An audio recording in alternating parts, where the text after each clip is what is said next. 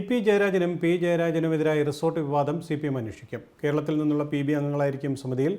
CPM സംസ്ഥാന സമിതി യോഗത്തിലാണ് തീരുമാനം.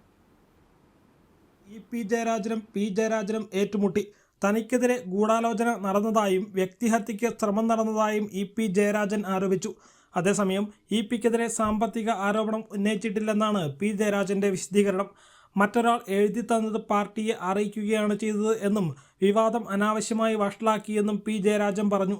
പാർട്ടി നേതാക്കൾ തെറ്റായ വഴിക്ക് സഞ്ചരിക്കുന്നത് തടയാനായി അടിയന്തര കടമകൾ എന്ന രേഖ ചർച്ച ചെയ്യുമ്പോഴാണ് ആരോപണം ഉയർന്നത്. കണ്ണൂരിലെ മൊറാഴയിലെ ആയുർവേദ റിസോർട്ടുമായി പി ജയരാജൻ അനധികൃത സാമ്പത്തിക ഇടപാട് നടത്തിയെന്ന് പി ജയരാജൻ ആരോപണം ഉന്നയിച്ചെന്നായിരുന്നു റിപ്പോർട്ട്.